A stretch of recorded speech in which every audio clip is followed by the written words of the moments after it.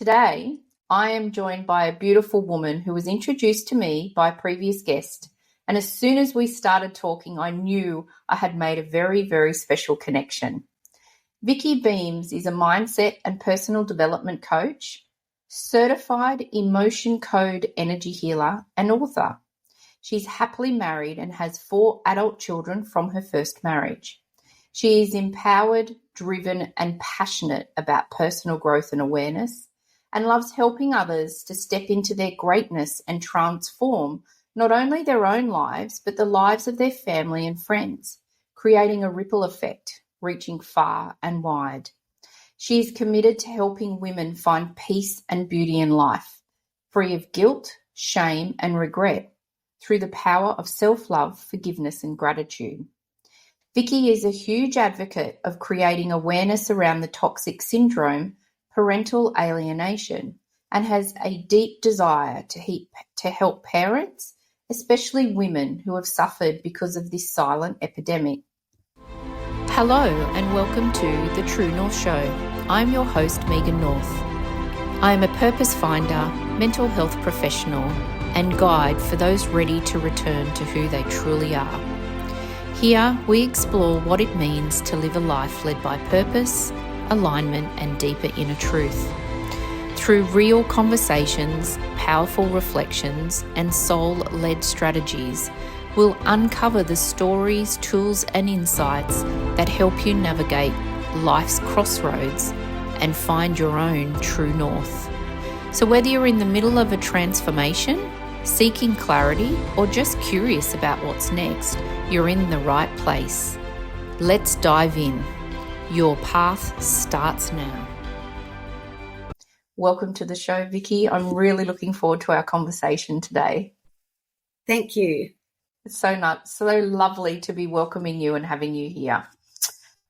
So we touched on the parental alienation silent epidemic that you speak about. So can you share a little bit about that? I don't know. I don't know, what do we call it? Is it a syndrome?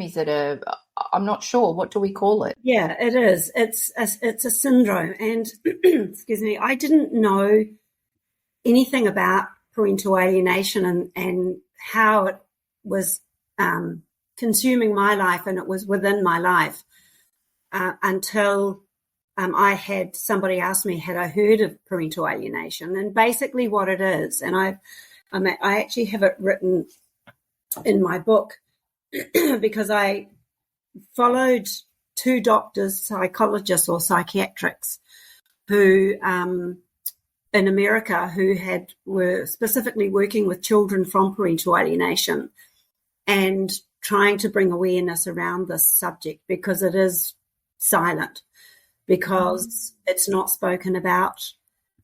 Children don't understand what's happening to them. Parents often don't realize before it's too late. And the way that these 2 doctors, Alan Blockey and William Burnett, they're both MDs in America, and what they wrote about it was that parental alienation in a child is on a par with physical and sexual abuse, and it's a silent epidemic, and it's real, definable, and toxic. And they say it is the systematic, relentless, and deliberate manipulation, control, and brainwashing of a child to convince them that the alienated parent is unworthy, uncaring, unloving, and dangerous. And it means that the child or children are forced to choose between one parent and another. So obviously has devastating effects on the children and also the parent, because in my case, the mother, but in a lot of cases it's also men and fathers as well. Mm-hmm. And I was divorced. I was living in Ireland for 18 years. I'm from New Zealand. I live home now in New Zealand. And I was married to my children's father, and we had an acrimonious divorce. And before I actually realised what was happening, parental alienation had already started in my life with my oldest son, it was immediate and effective. And he stopped speaking to me. Just basically, he took an exit out of my life. And I didn't understand what was happening because previously we'd had such a great relationship. And this is what happens with so many parents, is suddenly the children just erase them out of their life, sever the relationship, or their behavior changes and they might come over and during their time with the parent and shut themselves in their bedroom, or refuse to have conversations, refuse to eat their food, abusive language, and things start changing. And often, in most cases, the parents have no idea what is happening before it's too late. And then the relationship is often broken down to the point where you just don't know how to go about repairing it. Wow. So that's what happened to me. Right. So I have 3 adult children now who I have no relationship with. Right. And my daughter, I have absolutely no way of communicating with her. I've been erased in every aspect of her life, social media, everything. Right. And when I listen to you explain what it is it sounds like to me also that there's a little bit of gaslighting, a bit similar to gaslighting in that. Absolutely. Because I could imagine that for you, when it first started happening, you'd be thinking, well, hang on a minute, have I done something? What happened when the last time that we saw each other? Was we didn't have a fight? Or I could imagine that sense of gaslighting would be happening at the same time. Yes. Yeah, and it's undermining everything you know, your love, everything you know as a parent. You lose your confidence, you lose your self-worth, you question yourself, you start believing the lies that are being told about you, because it doesn't just affect you and your family and your children. There's a whole regime of people who the narcissist quietly bring into their regime, and they're very good at manipulating and controlling and going to the school even and telling stories to the school. Right. And to other family members, and a whole, group of people who you thought once were your friends suddenly turn their backs on you, and you don't know why.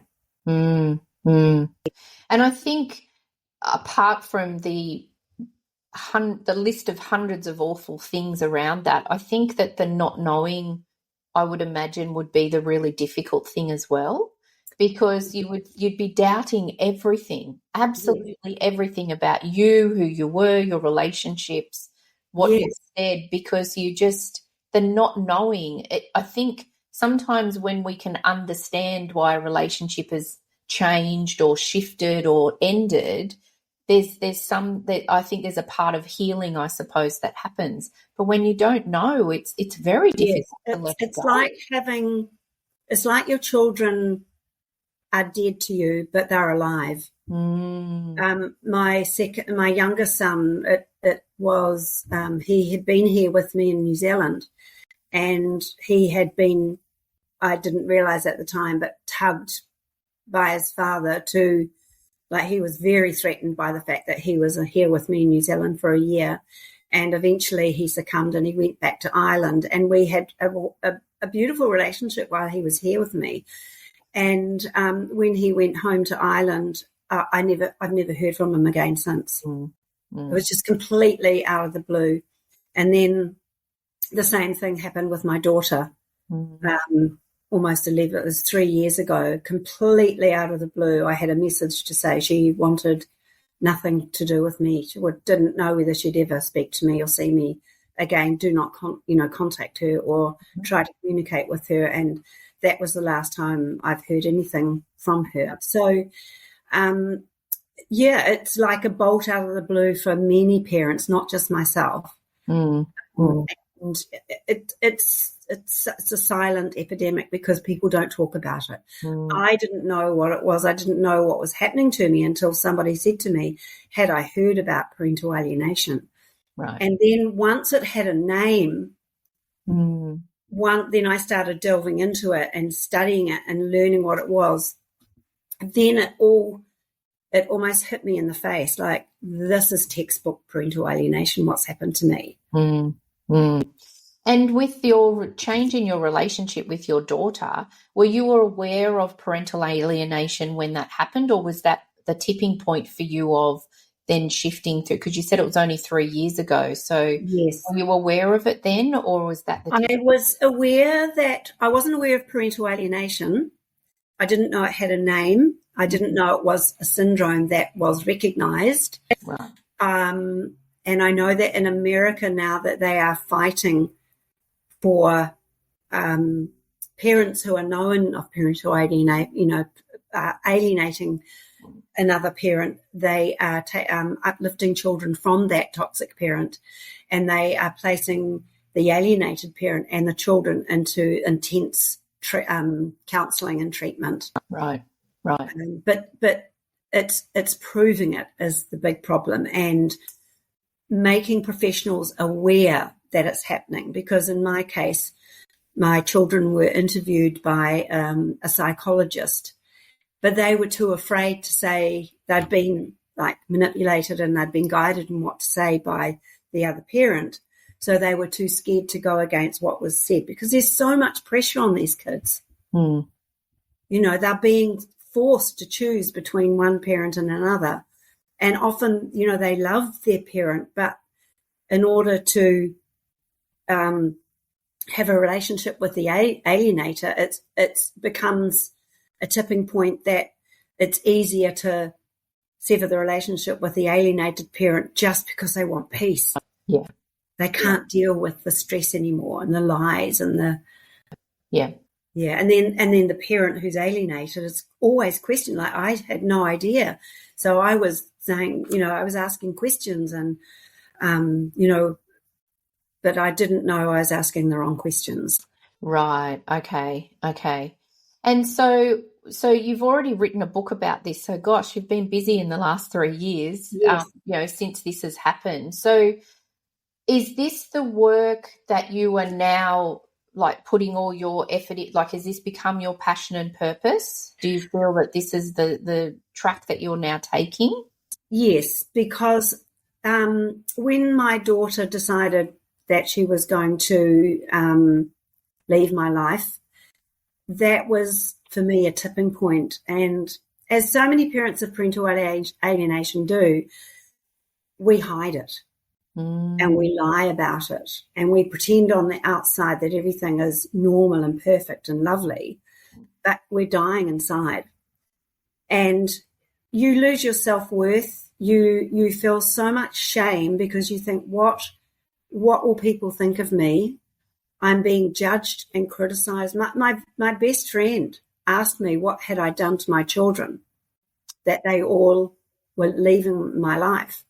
And so you feel judged, you feel criticized, you lose your confidence, you lose your self-worth because you feel so unheard. There's nobody's listening, and nobody can understand the trauma, the grief and the pain that a parent who's alienated from their children goes through unless you've lived it yourself.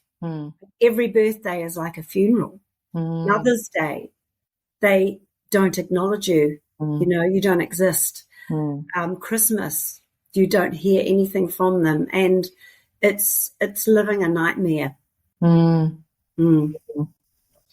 I from the brief, the couple of conversations that we've had, once you've had that once you've had that realization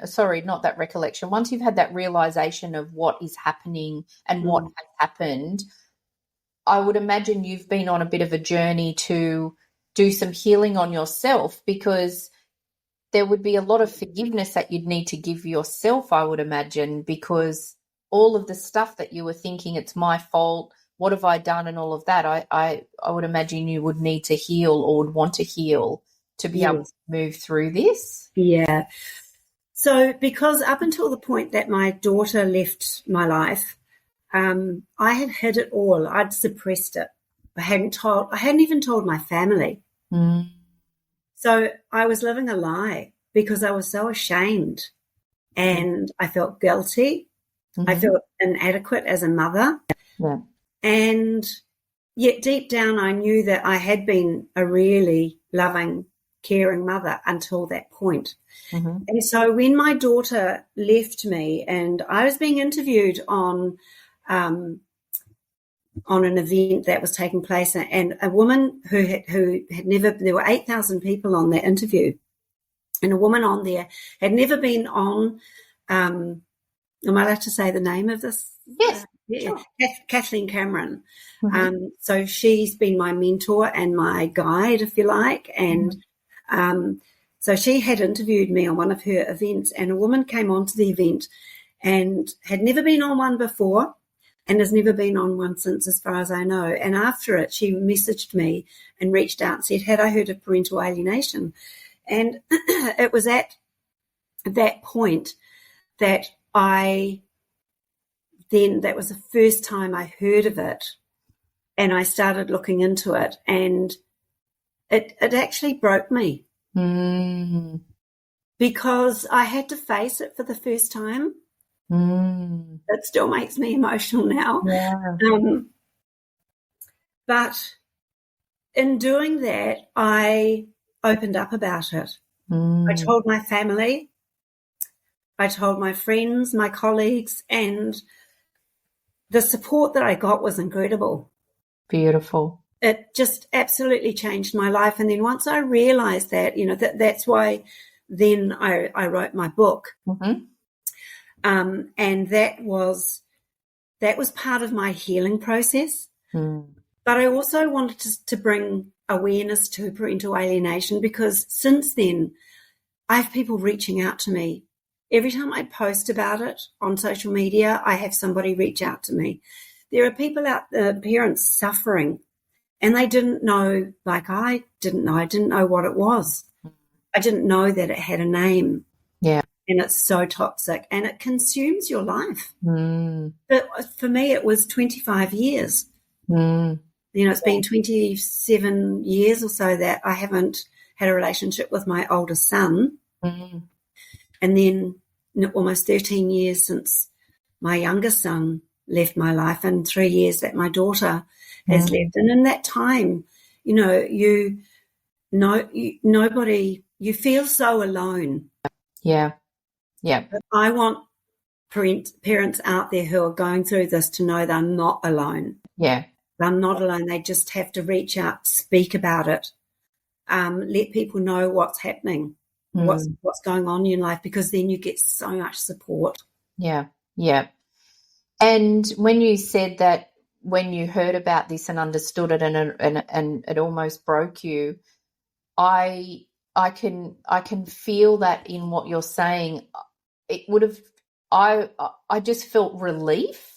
I felt that feeling of relief of, oh my goodness, it's that start of that journey for you, that you've got that relief, because you can then release all the emotion around it and then start to move on and to heal. Yeah, that was the beginning of my healing process, and I had to face a lot of truths, and I had to really look at myself and admit that, yes, I had made mistakes in my life, and that, but those mistakes that I made didn't define me and didn't make me a bad parent and didn't make me somebody that was uncaring and that, I didn't not love my children. So writing my journal and my book, it was very healing, but also I hope that it will help other parents to heal as well and give them some tools that they can get through every day. Yeah. Because self-love, I hated myself. I was drinking a lot because I didn't know, I had no other outlet. I didn't even speak to my husband about it. I told nobody. It was all in here. And so drinking just blotted it out. So yes, learning to love myself again, learning that, I'm a loving, caring parent, no matter what is being said about me. You learn to have confidence, you learn your self-worth. I've changed the identity that I believe about myself now. Mm-hmm. Like, I know that I am calm and balanced, Mm. and I know that I'm going to be that strong pillar that when my children find out the truth, I will be that person, that beacon, the light for them to come back to. Mm. Because my love for them has never, ever stopped. And the care and how I feel has never, ever stopped. A mother or a father, you're bonded with those children through blood, through life, through genetics, and through energy. And so I know that eventually the truth will come out, and I will be there waiting with open arms for them, and no judgment, no criticism, just unconditional love. Yeah, and just start from where you are. Yes, and that's all you can do. Yeah. If we give up on our children, then we're not there for them, because the toxic parent doesn't love that child or those children, because no loving parent will force a child to take sides and to sever a relationship with a parent. Yeah. No parent who really truly loves their child will do that. Yeah. And somebody who is grounded and self-developed and strong in the belief of who they are, they will always, no matter what their feeling is to their ex-spouse or ex-partner, they will always want what is best for the children. Yes. And narcissistic parents don't do that. They want revenge, they want control, they want to manipulate, and they weaponize their children. And that's why bringing awareness to this toxic syndrome is the only way that we can stop it. Yeah, yeah. It would give so many people just a deeper understanding of what's happening at the moment. And again, like you, giving that relief and that release of emotion of, okay, I'm not imagining this. Yes. Yeah. And so how do you work with your clients? What are you doing with your clients in relation to this? Is this something that you're doing every day now? Or I used to think that I wanted to coach. And I studied thinking into results with Bob Proctor, who's now passed, as a client. And then I decided I wanted to be coached, so I studied it as a consultant. So I'm a certified consultant. But then after writing my book, I decided that maybe coaching wasn't really the way I needed to go. And I felt I was being divinely guided as well, because you do become more spiritual when you learn to love yourself more, and you learn, you start personally developing and growing, and you feel that growth. And I became so much more in touch with my higher power, who I used to always call the universe. I now can call my higher power God, not in a religious sense, but in a spiritual sense. And so now, that all led me to healing and to energy healing. It was almost like a bridge of incidents. One thing led to another. And so I studied the emotion code and became certified in that. And now, so my next step is going to be studying and certifying in the body code, which is another level. And so that's where I feel that how I can help people best and parents best is to really let go of all that emotion, because it's a dark place to be. And if you can't get out of that, you've got to let the emotions go. And there are such strong emotions attached to parental alienation. It's just, if you let it consume you, it can destroy your life. And so many parents are taking their own lives because they just can't see a way out. So I see my role is just bringing awareness to it, and then helping other parents heal through energy healing, and through my experience as a personal development and mindset coach, just helping them find a way to weave through all of that shit, if you like, that's going on, and find the light and head towards it. Yeah. And find their own strength and their power. That's beautiful. And it's a beautiful way to work with clients. It's how I work with my clients too, is that I bring that blend of, sometimes when you're working with people, you need to be a bit strategic and coachy. But then other times there are things that really you need healing with, and you need to clear and emotionally cleanse before you can move through to the next part. So it's a beautiful way for you to be working with your clients. That's right. And I believe that if I hadn't have done all that personal development work and grown as a person, by the time I reached the point where I found out about parental alienation, I wouldn't have got through it the way that I did. I think healing is key, and really that growth in yourself and finding your true identity and believing in yourself before you start tackling the parental alienation. Yeah. You've got to feel strong in who you are. Yeah. And all of that personal work that you do on yourself, it's not easy. I mean, I've been on a massive journey myself, particularly from being in a poor mental health state a long time ago. It's not easy, but it's the work that you do then when you start to switch over onto the other side of when things start to become a little bit more, I don't know, the healing does become easier, I feel. Like I think when you start, it can be very difficult, it can be hard, it can be dark. But then you almost get to that point where you crack, don't you, where it's like, wow, I think I've cracked the major thing that I needed to do to start me on the other side. And then it does start to get a bit easier. Yeah, I think when you start taking personal responsibility, and it's not easy to face and not easy to do that. I had to really take a real deep look at myself and my own childhood and the beliefs that I'd had instilled into me as a child. And I had to really seriously look at those and look at my parenting style when I was a mother, when I did have my children in my life, because I was really repeating habits that I had been taught as a child. And so it's looking at those beliefs that you hold and it's being able to challenge those and being open to change. And it isn't easy, but it's so worth it. Yes. It is when you've really got to look in the mirror and you've got to do a lot of work on yourself and forgive yourself. Yeah. That's one of the biggest things, is forgive yourself, because we don't have the tools to navigate our way through something like this unless we do that inner growth first. Yes, absolutely.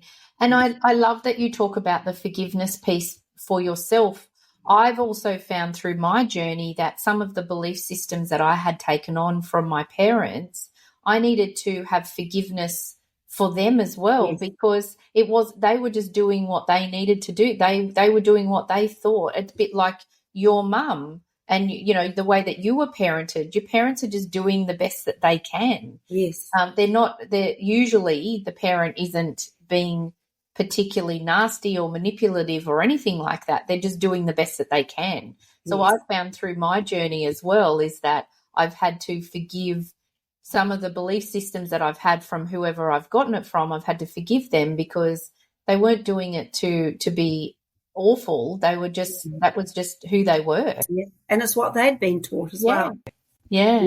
Really interesting. So when as you touched on before in relation to how you were coping years ago, you were drinking and those sort of things. So what sort of things have you done from a mental health and well-being perspective on your journey that has helped you? And also, do you still do the same things, or has your mental health and well-being journey changed?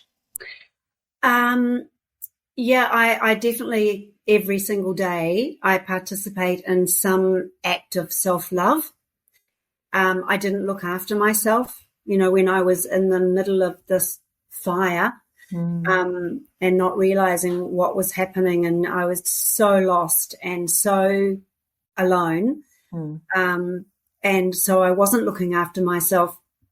And so now I go to the gym nearly every day. So I really look after my health, and I have always been involved in health and fitness. At one point in my life, I was a personal trainer and fitness instructor. So I really enjoy going to the gym, and I ride a mountain bike. So we haven't got our summer here yet, but even though I do ride in the winter as well, but I love getting out on my bike. I love being out in the fresh air. I meditate a lot and visualize, and even to this day, I still visualize, being reunited with my children. I reach out to them energetically because it's the only way that I know how that I can be, I can reach them, because whether or not you believe in energy is everywhere, and it's powerful. And so I do my best to reach out to them and let them know how much I love them. And I read a lot. So I read a lot of books on personal development and anything that's going to inspire me. And I stay in a community of people who really have my best interests at heart, and who keep me empowered, and who motivate me. And Kathleen Cameron from Diamond Academy, who's been an incredible mentor to me. I studied with her, and she taught me so much about loving myself and learning to change my identity of who I thought I was, because I was very healthy. And so I try to get out into nature as much as possible, but I just do. I've learned to say no. If I don't feel I want to be, or want to do something, or be with somebody, or participate in something that I don't feel aligned with, I say no, and I don't feel guilty saying no anymore.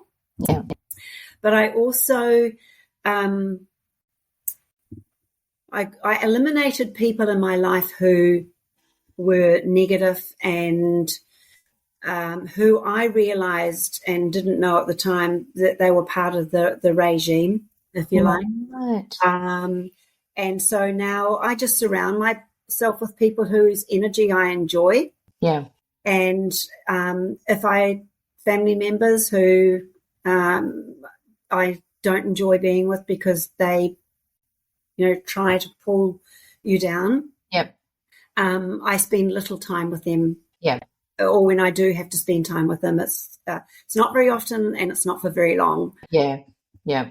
Those boundaries, I think, are such an important aspect of everyone's life when it comes to our work that we do, but also our mental health, our well-being. The ability to be able to say no is so incredibly powerful. Yeah. Absolutely. Yeah. And I think when you get to the point when you've done the inner work, and there's a certain power and confidence in knowing that you've created an armor, if you like. Yes. And that anybody can say anything to you and it can bounce off you. Yes. Whereas before, it just wounded me deeply. Yes. And it sent me spiraling down to that dark pit again. Yeah. And so when you do the work, you build that shield around you, and you become more bulletproof. But you also become more compassionate for other people as well, because you know that it's not about you.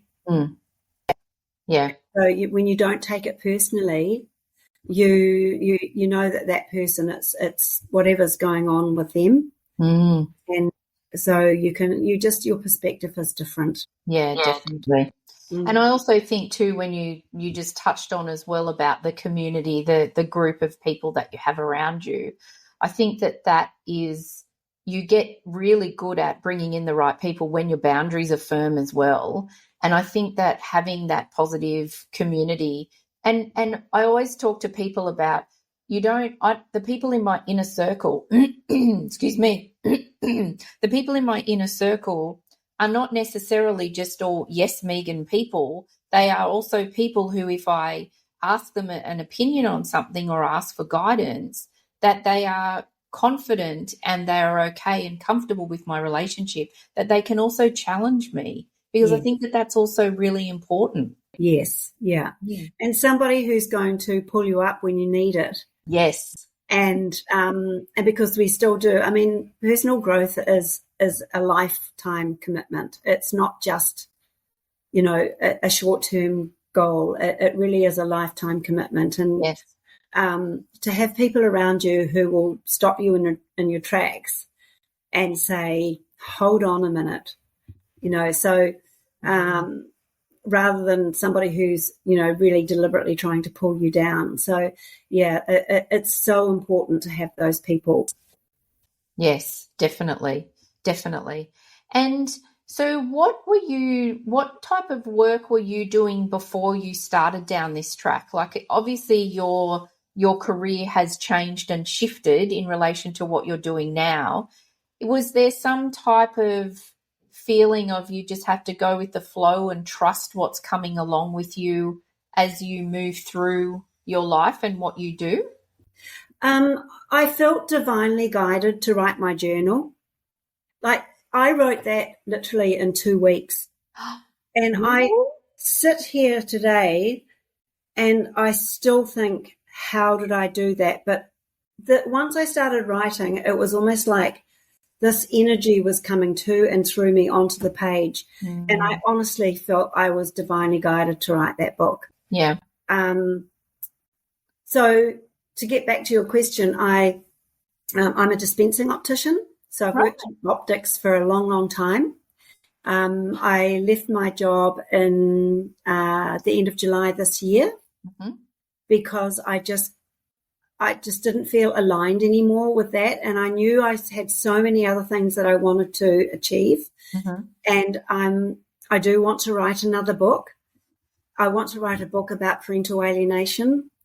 I'm toying with the idea of writing a program to help parents of parental alienation to get through that, as well as combining it with energy healing. But I feel I was a little bit stuck for a while and thinking, which way do I go? But I always knew it was going to be that I would be guided eventually, and so I'm listening to my intuition, and I know at first I thought parental alienation. Do I want to go down that dark hole again? And for a long time, I wasn't ready to do that. I couldn't emotionally go back to that place because it was too raw and it was too painful. But I feel ready to do that now because I do believe that there are so many parents out there that need help. They need to be heard. They need to be able to voice their opinions and their thoughts, their pain. And so I feel that's what I'm called to do. So in what capacity yet, I'm not sure, but it'll either be and or a book, but definitely in the healing modality.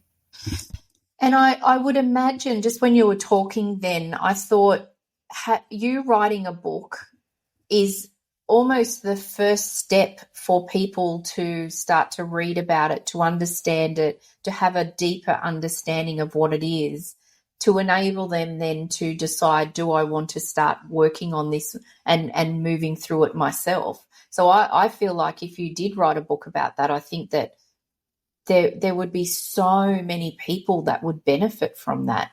Yeah. Because so a lot of people who are going through parental alienation, a lot of parents, from what I read and what the messages that I get, those parents are stuck in that place that I was for so long. And they're still blaming and they're still criticizing, and they can't get past those deep, deep emotions that they're feeling. but you have to move forward from that because you're not helping your children. If your children come to you, say you have joint custody, and they come to you once a week, once a fortnight, even every other day, then those children don't want to come to you to see this parent who's distraught and blaming the other parent and always emotional. You've got to reach a point where you decide to use, that growth and use that healing as a starting point to become that beacon of light and to become what your children need you to be, because they're suffering. They are suffering terribly. Yeah. They're angry at you. They don't know how their lives have been ripped apart. And so in order to begin the healing process, parents of this syndrome have got to reach a point where they say, enough's enough.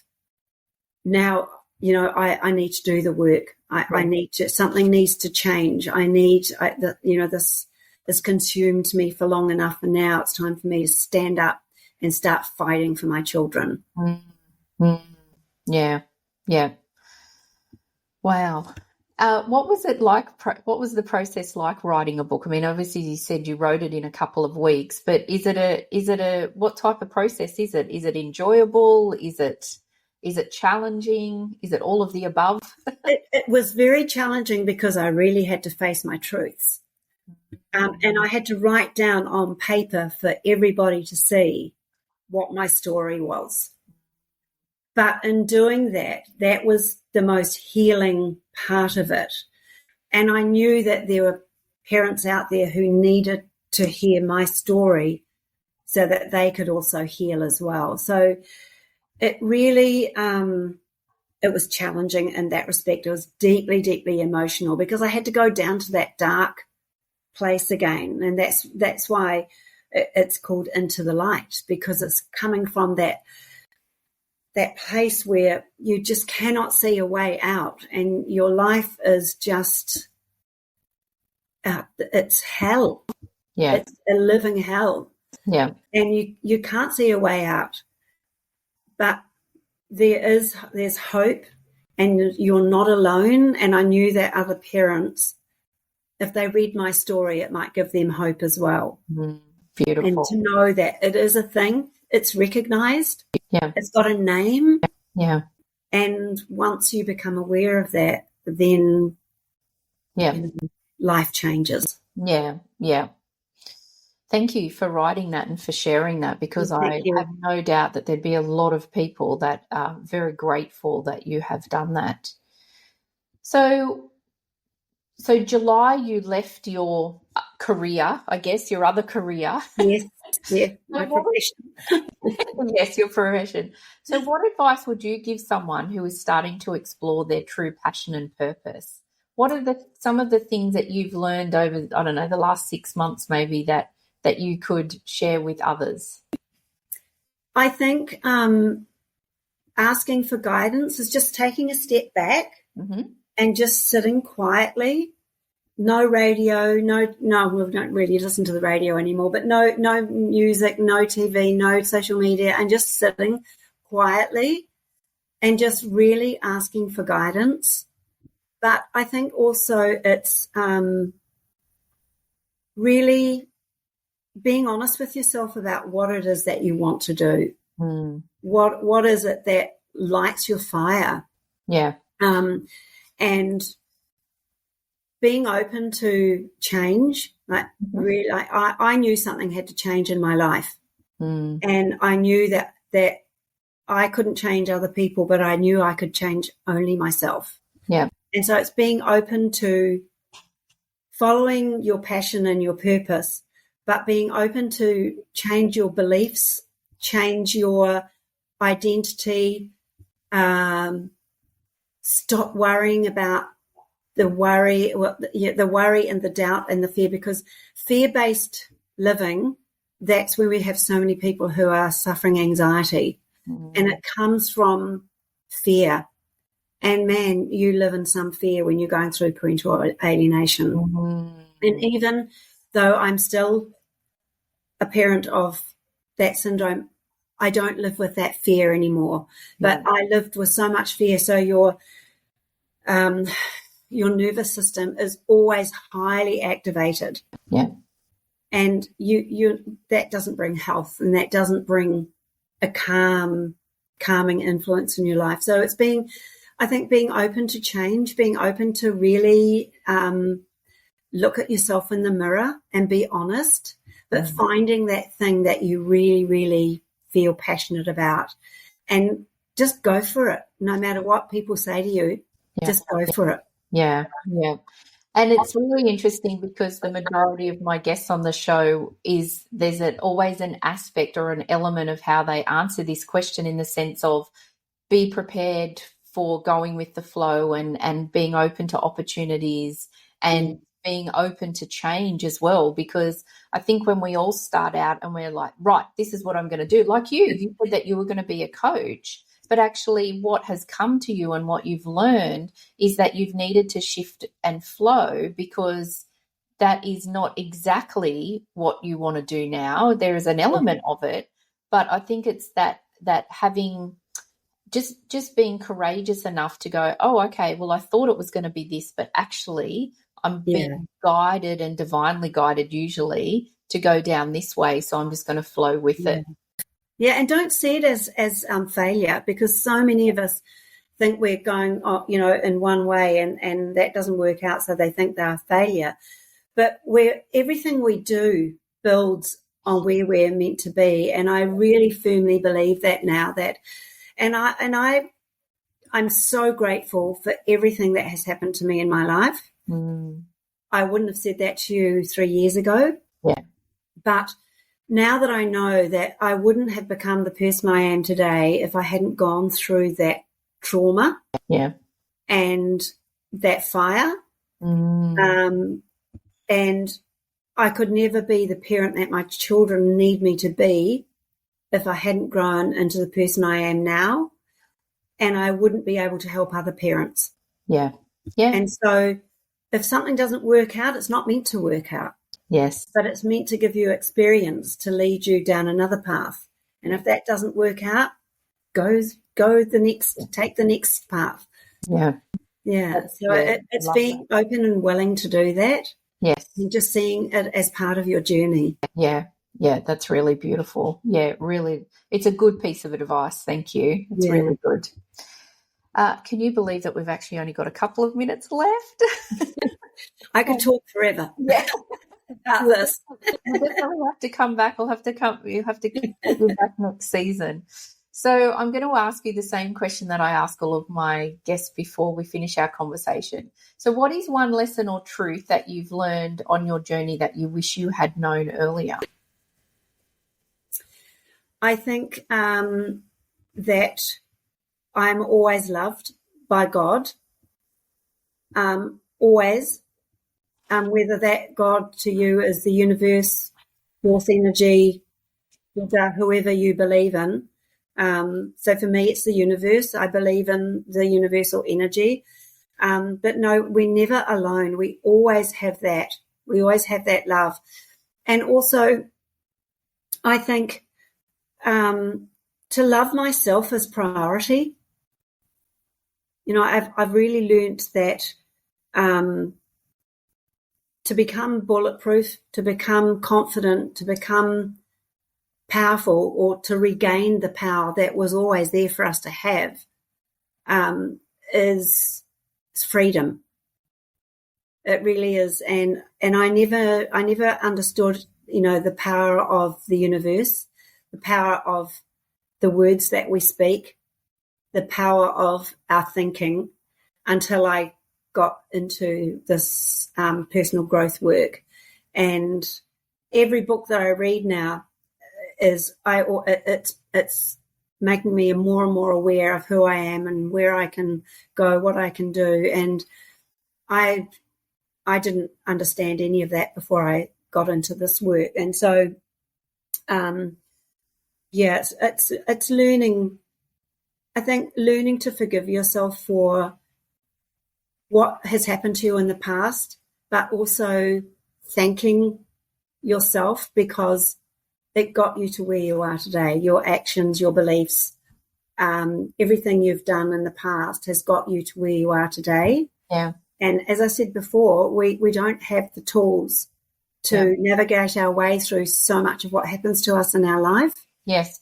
But once we start on a path of personal growth, it's freedom. Yes. It really is freedom. Yeah, beautiful. Thank you. That's really, really beautiful. Thank you for sharing that. You're welcome. And thank you for joining me today, and also for just talking about parental alienation. I had only learned about it when you and I spoke originally, but I have no doubt, well, I've learned a lot myself, but I also believe that our audience will have learned a lot as well. So I have no doubt that there'll be a lot of people that will be sitting and mulling over this conversation. So hopefully there'll be people that reach out to you as well, because there's a lot. And I hope they feel that they can do that, because we have strength in togetherness, if you like. Yes. And that's where our power comes. Yes. Yeah. Beautiful. Yeah. Thank you, Vicki. Thank you so much. You're very welcome. Thank you for joining me on this episode of The True North Show. I hope today's conversation brought you closer to your own sense of purpose and reminded you of the power you hold within. If this resonated with you, I'd love for you to subscribe, leave a review, or share it with someone who's also walking the path of becoming. To continue the journey, head over to megannorth.com. You'll find resources, support, and ways to work with me one-on-one. Until next time, keep trusting yourself, following your intuition, and taking one aligned step at a time. Your true north is never lost. It's just waiting for you to come home.